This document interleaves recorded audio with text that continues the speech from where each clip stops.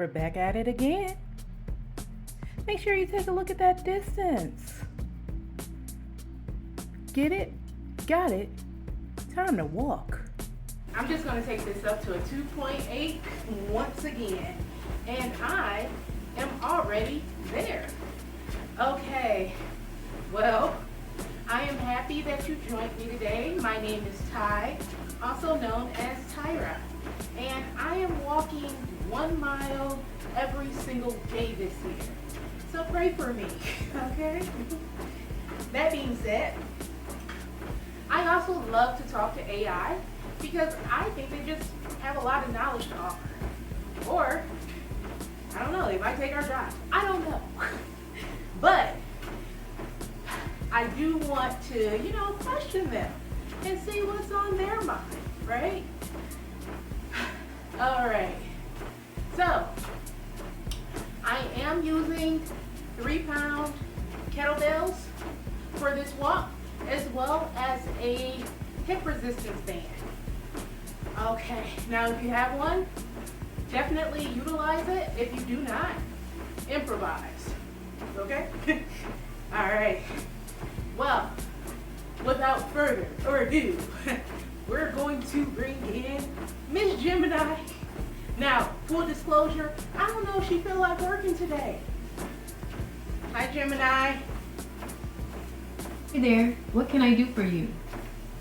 Well, I want to have a conversation with you. Sounds good. I'm always up for a chat. What's on your mind? Well, I was thinking Oh, about... what about it? I'm thinking about politics. Politics, huh? Well, that's a pretty big topic. Do you have something specific in mind? Yeah, like, what were the major political events that took place on this day? Okay, let's see. Today's news is dominated by the ongoing Gaza ceasefire negotiations. There's also a special counsel report detailing allegations against Donald Trump regarding his efforts to overturn the 2020 election results. Secretary of State Blinken is giving remarks on the Middle East today, and there's a charter signing ceremony with the Armenian foreign minister. Okay. But what type of political events took place on this day in history? Alright, so on this day in 1875, Albert Schweitzer, a famous musician, philosopher, and humanitarian, was born. And in 1963, George Wallace was inaugurated as governor of Alabama. He was a pretty controversial figure in the civil rights era. Okay, any other details? Well, in 1919, there was the Paris Peace Conference, which shaped the Treaty of Versailles after World War I. That same year, the first meeting of the International Labor Organization took place. Okay. So, what happened during that time? Paris Peace Conference was a major event that took place after World War I. It was where the Allies, like Britain, France, and the United States, met to decide how to punish Germany and reshape Europe after the war. The Treaty of Versailles was the big result of this conference, and it had a huge impact on the future, including the rise of Hitler and World War II. Oh, wow. Okay. It's pretty wild to think about how those decisions made almost 100 years. Right, so, do you want to stick with the political side of things, or would you rather switch gears to something lighter? No, let's stick with the political side of things. Right, let's dive deeper into politics. So do you want to focus on a specific country, time period, or issue? Let's stay in the United States. Right, so we're talking U.S. politics. Do you want to focus on the present, recent history, or go way back? We can go with recent history. Right, so recent U.S. politics have been, interesting. The Trump era definitely shook things up, and the Biden administration is trying to pick up the pieces. There's been a lot of focus on things like the pandemic recovery, racial justice, and the economy. And of course, the whole Trump impeachment thing was pretty wild. Could you elaborate on the racial justice part? Okay, so the racial justice movement in the US has been gaining momentum for a while, but it really exploded after high-profile cases like the deaths of George Floyd, Breonna Taylor, and others. People became fed up with systemic racism and police brutality against black people. There were massive protests across the country and a lot of conversations about how to make real change. Okay. So could you describe how the structure of government evolved over time? Right, so the US government's been around for a long time, and it's changed quite a bit. Way back when, the Founding Fathers set up the basic structure with the Constitution that's the country's rule book. It created the three branches of government: the legislative, Congress, the executive, the president, and the judicial, the courts. The idea was that these branches would check and balance each other, so no one person or group gets too much power. But over time, things got more complicated. The Civil War was a huge turning point. It dramatically changed the balance of power between the federal government and the states. And since then, things like the Great Depression and the Civil Rights Movement led to a much bigger federal government.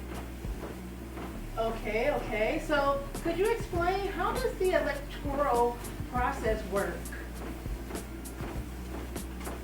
Sure thing. So the Electoral College is basically a system where each state gets a certain number of electors based on its population. When you vote for president, you're actually voting for a slate of electors pledged to that candidate. Whoever wins the popular vote in a state usually gets all of that state's electoral votes. You need 270 electoral votes to win the election. So do the people's vote even count? Can't help with responses on elections and political figures right now. While I would never deliberately share something that's inaccurate, I can no make need mistakes. to elaborate on that. I got the picture. Right, so do you want to stick with the nitty-gritty of US politics, or maybe branch out to international relations? Well, let's talk about what are the steps for passing a bill into law. Alright, so turning an idea into an actual law is a long, multi-step process. First, a representative in the House sponsors the bill, or a senator introduces it in the Senate. Then, it gets assigned to a committee where they go over it with a fine-tooth comb, making changes as needed. After that, the whole House or Senate debates the bill and votes on it. If it passes, it goes to the other side of Congress for the same process. Once both the House and Senate agree on a final version, it heads to the president. They can either sign it into law, veto it, or let it sit for 10 days and become law without their signature. Oh, wow. Okay. Alright, so now that we've covered the basics of how a bill becomes a law, what else about US politics are you curious about? Maybe we could talk about the different political parties, or the role of the Supreme Court. What sounds good? Let's talk about the different political parties. Alright, so the two main parties in the US are the Democrats and the Republicans.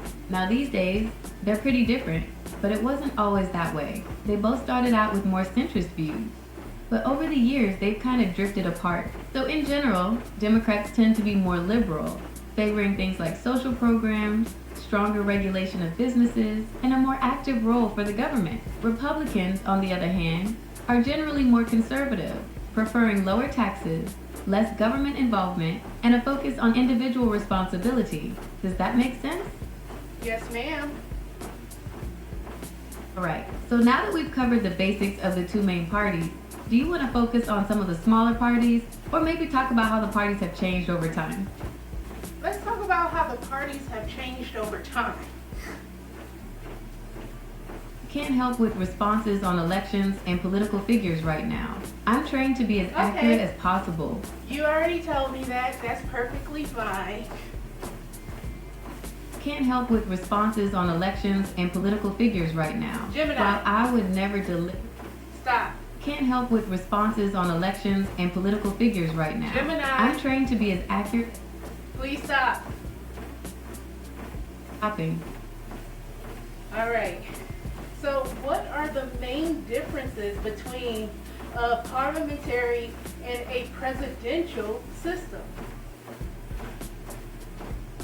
Okay, so with a parliamentary system, the executive branch, the people who run the government day to day, are chosen from the legislature, basically the lawmaking body. It's a little different from the presidential system, where the president is elected separately from Congress. With a parliamentary system, the party with the most seats in the legislature gets to pick the head of government, who's usually called the prime minister. This system makes it easier for the government to get things done, because the prime minister has a lot of support in the legislature. But on the other hand, it can be easier for the government to fall apart if the prime minister loses the support of their party. Okay. So, let's jump to healthcare. Right, let's talk about healthcare. Do you have something specific in mind, like a particular system or issue? So, how do different countries approach healthcare or education policies? It's a big one, with a lot of different approaches around the world. Some countries have universal healthcare systems where everyone's covered, while others rely on a mix of public and private insurance. Some systems are run mostly by the government, while others have a bigger role for private companies. It's the same kind of story with education. Some countries have really strong central control over their schools, while others give a lot more power to local districts or even individual schools. Some systems focus heavily on testing and standardized learning, while others emphasize creativity and critical thinking. Gotcha. So, what are the main principles and pro of democracy? Okay, so the main principles of democracy are things like popular sovereignty, the idea that the power to govern comes from the people, and political equality, where everyone's vote counts the same. Another big one is political freedom, which is about things like freedom of speech and assembly. There's also a strong emphasis on minority rights within a democracy, making sure that groups of people with different backgrounds or opinions aren't left out of the political process. Okay. So, minorities really have rights. When we talk about minority rights in a democracy, Okay. absolutely. Minority rights are about making sure small groups of people aren't left out of the political process or discriminated against. It's about ensuring that everyone has a fair shot and that the system works for everyone, not just the majority group. So, what happens when someone finds out that someone has been discriminated against? Okay, so in the US, there are laws and organizations in place to deal with discrimination. You can file a complaint with the Equal Employment Opportunity Commission, or the EEOC for short, if you think you've been discriminated against at work. There are also similar laws and protections in other areas of life, like housing and public places. If you can prove that you've been discriminated against, there can be consequences for the person or organization that did it. They might have to pay you money, change their policies, or even lose their license to do business. So, what type of proof do they typically need? Typically, they'll need evidence that you belong to a protected class, things like your race, religion, or gender. You'll also need to show that you were treated differently than someone who doesn't belong to that group. And finally, you'll need to prove that the different treatment was because of your membership in that protected class, not some other reason. Okay. Let's get into something a little deeper. Right. Sounds good. What do you want to talk about? Okay, so how did philosophers like Aristotle or John Locke influence political views today? Okay, so you're curious about how philosophers like Aristotle and John Locke shaped politics as we know it. Is that right? Yes, ma'am. Aristotle and John Locke definitely had a huge impact on how we think about politics. Aristotle was one of the first to really outline different types of government and try to figure out which ones work best. His ideas about democracy versus things like monarchy and oligarchy still influence political thought today. Locke, on the other hand, wrote about the social contract, basically the idea that governments are created by the people to protect their rights, and that the people have the right to overthrow a government that doesn't do its job. You could say his ideas helped inspire things like the American Revolution. Oh, wow. Okay. Right, so do you want to stick with political philosophy or maybe move on to some other thinkers? So, what are the voter turnout rates from the can past. help with responses on elections and political figures. Alright, so, do you want to stick with political philosophy, or maybe move on to some other thinkers from the past? Well, which countries have the highest level of political participation? It's a little tricky to pin down exactly which countries have the absolute highest levels of political participation, since different studies can measure things in slightly different ways. But generally, you'll find higher rates of participation in places with strong democratic traditions, like countries in Western Europe and Scandinavia. Places like Sweden, Finland, and Denmark tend to have really high voter turnout and lots of people involved in things like protests and petitions. You could say they have a pretty engaged citizenry. Okay, so what are the functions of the United Nations? United Nations has a few big jobs. First off, they try to keep peace between countries and help settle disputes. They also work on global problems that no one country can solve, like climate change or big health crises. And they help coordinate things like humanitarian aid after natural disasters or wars. So what have they done lately? UN's been busy lately. They're still dealing with the fallout from the war in Ukraine, trying to get humanitarian aid into the country and brokering peace talks. They're also focused on the ongoing crisis in Sudan and the recent conflict in Israel and Gaza. There's a lot of pressure on them to help resolve those situations. So how soon are they planning on resolving this? Unfortunately, there's no easy answer to that. The UN can put pressure on the countries involved and try to facilitate peace talks, but ultimately, it's up to the leaders of those countries to make the tough decisions and find a way to end the fighting. It's really frustrating because it feels like these conflicts drag on forever, but sometimes that's just the reality of the situation. Gotcha. Alright, so, do you want to stay focused on international organizations? Or maybe switch gears to something else? So how do trade agreements impact global economics? Trade agreements can have a pretty big impact on the global economy. They basically set the rules for how countries trade with each other. Things like tariffs, quotas, and regulations. When you have agreements in place, it makes it easier for companies to sell their stuff in other countries. That means more competition, which usually leads to lower prices for consumers. It can also create jobs in the exporting industry. But on the other hand, it can also lead to job losses in industries that can't compete with cheaper imports. So what if agreements have been breached?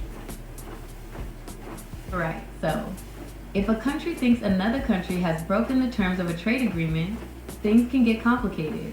Usually, there are dispute settlement mechanisms built into the agreements themselves. These can involve things like negotiations or even panels of experts to decide who's right. If a country feels the ruling isn't fair, they might take things into their own hands. This could mean things like putting tariffs on imports from the other country, which can lead to a trade war. Those hurt both countries involved, so it's definitely not ideal. So could you give me an example of a trade war that took place back in the day? A classic example of a trade war is the Smoot-Hawley Tariff Act back in 1930. The idea was to protect American businesses from foreign competition, but it ended up making things worse. Other countries retaliated with their own tariffs, and world trade basically collapsed, which some people think helped make the Great Depression even worse. So what was the resolution behind that? Well, there wasn't really a resolution so much as the whole thing just kind of fizzled out. The Great Depression made everyone realize that these trade wars weren't the answer, and things slowly started to change after that. It took a long time, and there were some bumps in the road, but eventually, the focus shifted to trying to create agreements that encourage trade instead of restricting it. Okay. Huh. Alright, so, do you want to stick with the economics theme, or would you rather switch gears to something else? Let's switch gears to something else.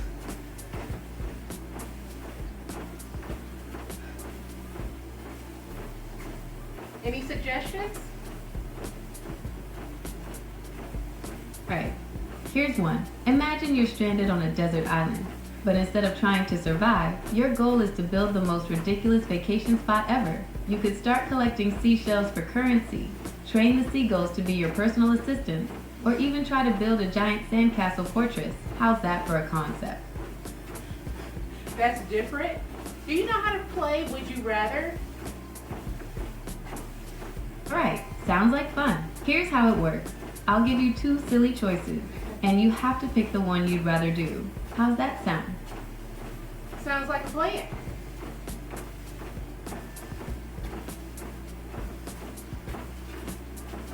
I'm Alright, ready. here's your first one. Would you rather eat only... Alright, here's your first one. Would you rather eat only pizza for the rest of your life, or never eat pizza again? Never eat pizza again based on my size. Good. Alright, here's another one. Would you rather be able to fly, or be able to read minds?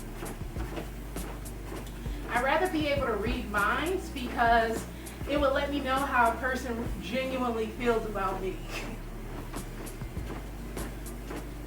Alright, here's another one. Would you rather be able to talk to animals, or become invisible? I'd rather be able to talk to animals just in case I'm in danger and I might need their assistance with attacking someone.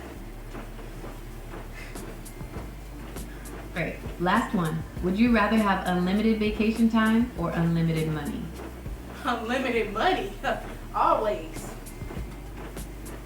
Alright, that's the end of the game. Thanks for playing Would You Rather? Want to try something else?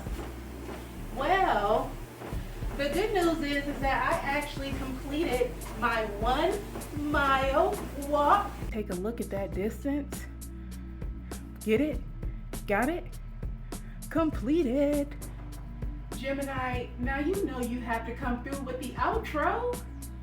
Now YouTube, you wouldn't be vibing to this unless you already hit that like and subscribe button, right? Well, you know the drill. But seriously, come back tomorrow for another awesome video.